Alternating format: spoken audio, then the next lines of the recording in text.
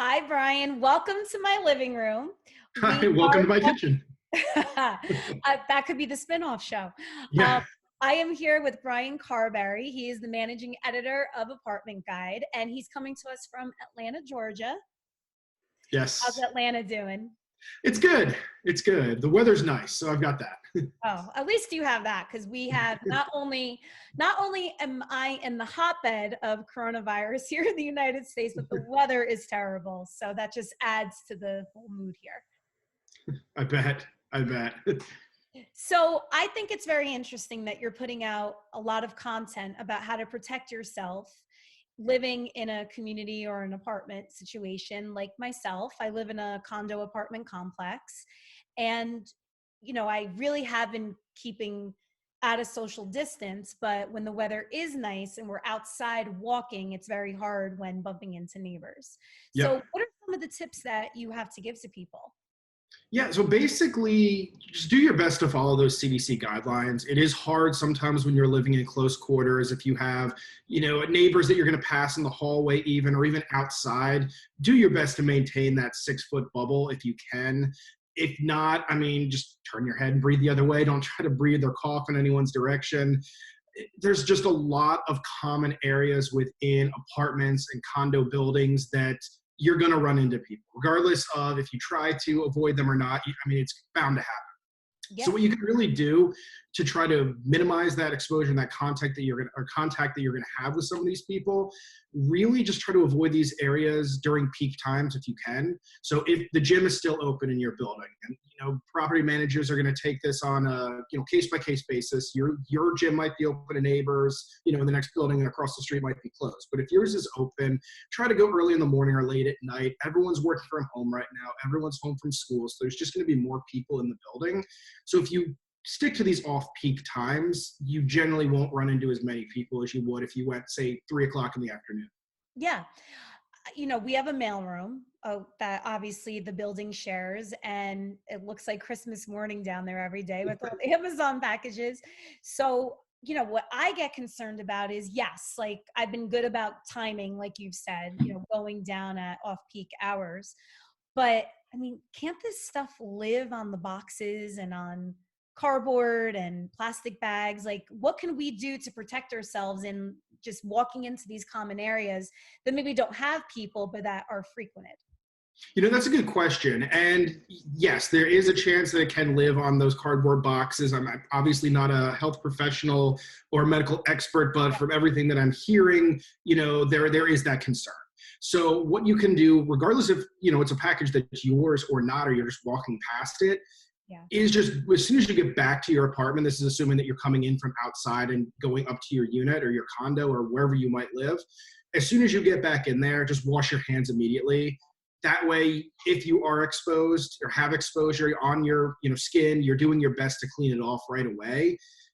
If you're leaving your building, maybe if you have hand sanitizer with you, that would help. I know hand sanitizer is kind of hard to come by right now, and a lot of places don't really have it.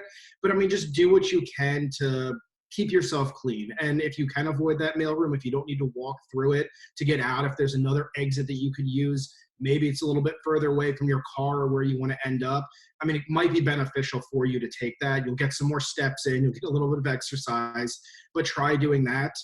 There probably will be more deliveries. Everyone, like I said, is home. They're going to order stuff, especially if you can't find things at the grocery store. You might order things from Amazon, and Amazon's doing its best to deliver as quickly as it can, especially for some of these essential items. So you're probably going to run into, like you said, Christmas morning with all the boxes and everything in a mailroom.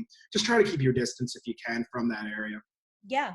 Now, the thing that I'm thankful for is that every day I hear them vacuuming the hallway outside, and I see, cleaning people all over the place, just wiping everything down, disinfecting. But what if you live in an apartment complex or a condo complex where the landlord isn't being that proactive? Do you have the confrontational conversation? Sure. So there's a couple ways that you can handle this, and most property managers are still going to clean. They're still going to want to keep up that appearance that they are doing everything that they can to keep you safe and to make sure that you're feeling protected in where you live. The longer they wait to clean something, the more work it is for them on the back end when all this is said and done and they have to go in and clean. So those maintenance people and those, I guess janitors or whoever you would classify them are still going to be there, still going to be cleaning, still doing those things. If for whatever reason that you feel that your property manager is not cleaning or not doing things the way that you would appreciate them to do, you can have a conversation with them.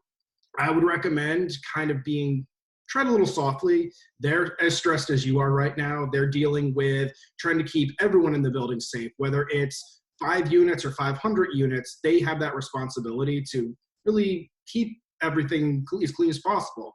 So talk to them politely. You catch a lot more flies with honey than you do with vinegar, and they're going to be more likely to respond politely to you if you're polite to them. And I mean, that's really a general fact that you should think about regardless of, whether it's right now or 6 months from now.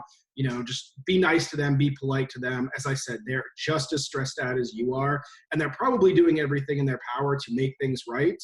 They might be limited in resources as well. So you can start that dialogue, start that conversation, but just remember your manners. So should you take that same approach if a neighbor of yours is acting a little unruly during this time? I would, absolutely, because even when this is all said and done, like I said, you're going to still be living next to that neighbor, and you don't want to burn bridges with someone that you're probably going to run into several times a week. And just the rules of the world. If you're mean to them when all this is said and done, suddenly you're going to be on the same schedule and you're going to run into that person every day. And you really don't want to have those negative feelings, that hostility between you. So absolutely, feel free to approach them from a distance and let them know, politely how you're feeling, what's going on. Don't try to start a confrontation. Just be as calm and as polite as you can be. It's going to be kind of tough to stay out of your feelings at certain times because everyone is stressed out. They're going through this together. Some people are taking it a little more serious than others. But if you have concerns, you have every right to speak to a neighbor politely and from a distance about what they're doing and how it's making you feel uncomfortable. Yeah. How is Atlanta approaching this right now? Do you have a high instance of the disease? So in Georgia as a whole, we've got several thousand cases, nowhere near what you guys have up in the New York metro area. Atlanta is within Georgia is one of the quote unquote hotbeds, just because it's a larger city, there's more people. The airport, everyone comes in and out of Atlanta, regardless of where you need to fly. You always have to switch in Atlanta for some reason. Yes, I don't know why that is. Yeah, So as a city in Atlanta, we have a shelter-in-place order from the mayor. That was to go through about April 14th or 15th. I don't know if that's going to change, based on new guidelines that might be coming officially from the president. I know he kind of hinted on stuff this past weekend, what he's going to be doing. So we're going to see. We're going to wait and see what that looks like. Georgia as a whole is taking a little more loose of a stance. The governor here is kind of deferring to the local leaders on what they should do. So it's kind of on a city by city and county by county basis right now of if you're sheltering in place, if there's a curfew, what's going on. I will say throughout the state here and most places across the country, non-essential businesses have been shut down. They're minimizing group meetings to anything more than 10 people is not allowed. Restaurants are serving takeout only, or they're just closing in general because they say that people aren't taking the threat seriously and the guidelines seriously. So they're doing what they can to keep themselves safe and their employees safe and customers safe too. So, we're just kind of in a wait and see to see what happens, to see how long this is going to last. I'm hopeful that, it doesn't last too long, but I'm also thankful that the leaders are taking this as serious as they are. Yeah, no, absolutely. And how do you think this is going to change apartments as we know it? Do you think the demand is going to go up because people aren't going to be able to afford their homes anymore? What are your thoughts? Yeah, so it's going to be interesting to see. And I think a lot of it is going to determine how long this actually lasts. If at the end of April, it's kind of come and gone and the cases are declining and things are opening back up, I don't think there's going to be that much of an impact. It might be just a temporary little blip that we've seen here. But if it goes through the summer and into the fall and there's still a lot of concern and the economy hasn't rebounded yet, then we might see more of a larger impact. What that's going to be, it's still kind of too early to see. You kind of brought up people not being able to afford homes, or if they lose their jobs, they're not going to be shopping as much as they would. And then in that case, yes, there might be more demand for apartments, and depending on which specific market you're in, that could influence supply and demand, which should influence prices. But really, at this point, it's really too early to make any predictions on what's going to happen, whether prices will go up or prices will go down. If a lease is coming up in like at the end of April or even the end of March, which is just right now, what that's going to mean. And every property manager and every apartment complex is kind of handling that on their own. A lot of places are going to be hesitant to evict anyone if they've run into financial hardships because of this. But at the same time, rent is still going to need to be paid, whether it's deferred or paid now. That it really remains to be seen the long-term impact of it. And I would say if anyone has any questions about their specific situation, the best thing to do is reach out directly to your leasing agent or your property manager and talk to them. Great. And finally, what are you doing to pass the time during quarantine? I'm watching a lot of Netflix. Okay, what are you watching? I just watched Tiger King, finished I that up. have to So do that to myself because that's what everybody is talking about. Is it as yeah, crazy as I'm seeing on social media? it is, yes. Short answer, yes. It is very unexpected, and every episode leaves you wanting more. And there's only 7 episodes, so you can get through it in, an afternoon or an evening if you really wanted to. I split it into a couple days. So I'm doing that. I'm rewatching The Office for the 80th millionth time. Aw. And I'm trying to get outside as much as possible. I live in a neighborhood. I rent a house, so I can stay a distance from people. There's a trail near my house called the Beltline that's pretty popular. That's not as socially distant as it should be at times. But I'm trying to go using the advice that I gave you, early morning or late at night, just to kind of get out and walk or run. As I said, the weather in Atlanta has been real nice, with the exception of pollen everywhere. But Yeah, those are the things I'm doing to pass the time, just trying to keep myself sane, just like everyone else. I know. Well, this was so great. Where can people find out more about you and Apartment Guide?